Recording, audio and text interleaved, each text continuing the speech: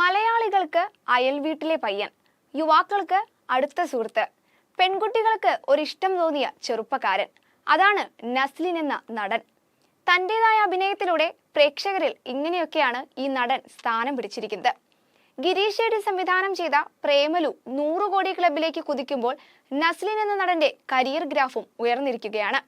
23-ാം വയസ്സിൽ മറ്റുള്ള നടന്മാരെ പോലും അത്ഭുതപ്പെടുത്തിക്കൊണ്ടാണ് നടന്റെ വളർച്ച. ചിരിയിലായാലും ഡയലോഗ് ഡെലിവറിയിലായാലും കണ്ടുപരിചയമുള്ള ഒരാൾ അല്ലെങ്കിൽ നമുക്കിടയിലുള്ള ഒരാളായാണ് ഫീൽ ചെയ്യുക. അതുകൊണ്ട് തന്നെയാണ് യൂത്തിനിടയിൽ നടന് ഇത്രയും സ്വീകാര്യത ലഭിക്കുന്നത്.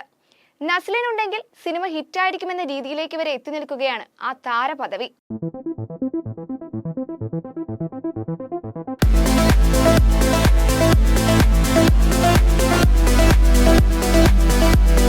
മമ്മൂട്ടിയുടെ മധുരരാജയിൽ ജൂനിയർ ആർട്ടിസ്റ്റായാണ് നസ്ലിൻ സിനിമയിൽ അരങ്ങേറ്റം കുറിച്ചതെങ്കിലും ഗിരീഷ് ഷെഡിയുടെ തണ്ണീർമത്തൻ ദിനങ്ങളിലൂടെയാണ് നടൻ പ്രേക്ഷക മനസ്സിൽ ഇടം നേടിയത്. +2 വിദ്യാർത്ഥികളുടെ ജീവിതത്തിലെ പ്രണയവും തമാശകളുമൊക്കെയായി വന്ന തണ്ണീർമത്തൻ ദിനങ്ങളിലെ ക്ലാസ്സിൽ കയറാൻ മടിക്കുന്ന, ബ്രേക്ക് സമയത്ത് കൂട്ടുകാർക്കൊപ്പം പപ്സ് കഴിക്കുന്ന മെൽവിൻ എന്ന കഥാപാത്രം പ്രേക്ഷകരെ ഏറെ രസിപ്പിക്കുന്നതായിരുന്നു.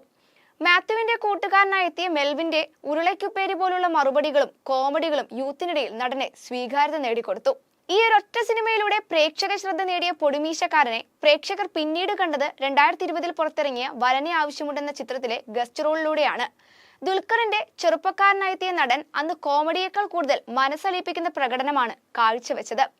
സുരേഷ് ഗോപി, ശോഭന, ദുൽഖർ സൽമാൻ, KPSC ലളിത, കല്യാണി പ്രിയദർശൻ തുടങ്ങി സൂപ്പർ താരങ്ങൾ ഉണ്ടായിരുന്നിട്ട് പോലും നസ്ലിന്റെ ഗസ്റ്റ് റോൾ ഏറെ പ്രേക്ഷക പ്രശംസ നേടിയിരുന്നു.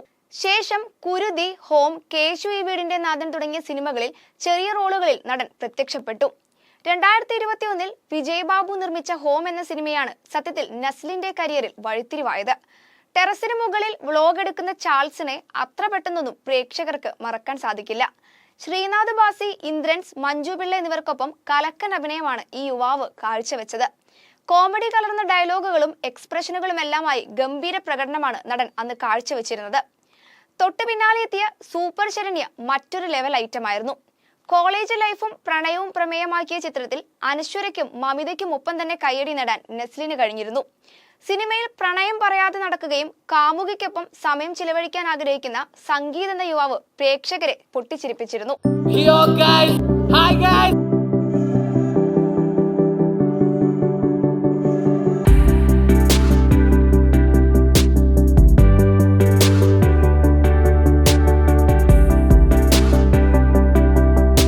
ജയറാം നായകനായെത്തിയ മകൾ എന്ന ചിത്രത്തിലും കോമഡി വാരി വിതറുകയായിരുന്നു നസ്ലിൻ.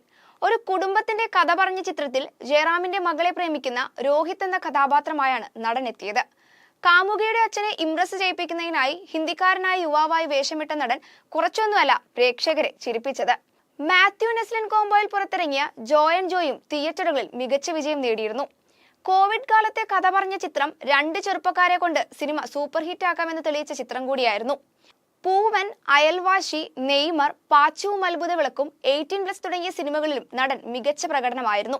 വാലാട്ടിയിലെ തെരുവുനായ്ക്ക് ശബ്ദം നൽകിയത് വഴി ബിഗ് സ്ക്രീനിന് മുന്നിൽ വരാതെയും പ്രേക്ഷകരെ പൊട്ടിച്ചിരിപ്പിക്കാനും കൈയടിപ്പിക്കാനും തനിക്കാകുമെന്ന് നടൻ തെളിയിച്ചു.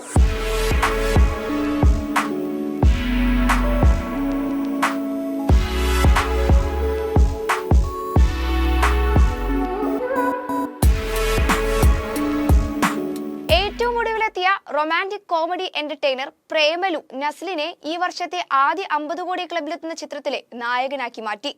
താരത്തിന്റെ വോയിസ് മോഡുലേഷനും മാനറിസങ്ങളും ബോഡി ലാംഗ്വേജുമെല്ലാം ഒരേ സമയം യൂത്തിനെയും കുടുംബ പ്രേക്ഷകരെയും കയ്യിലെടുത്തു എന്നതാണ് ഈ സിനിമയുടെ പ്രധാന വിജയം. സത്യത്തിൽ നസ്ലിൻ എന്ന നടനിലെ കലാകാരനെ തിരിച്ചറിഞ്ഞത് സംവിധായകൻ ഗിരീഷ് ഷെഡിയാണ്.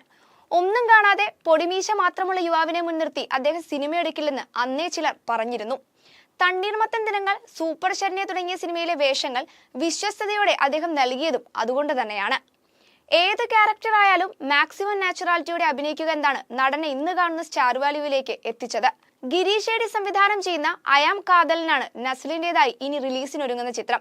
ഈ ചിത്രം കൂടി സൂപ്പർ ഹിറ്റ് ആയി കഴിഞ്ഞാൽ പിന്നെ തിരിഞ്ഞു നോക്കേണ്ട ആവശ്യം നസ്ലിനില്ല. Entertainment desk, movie world media.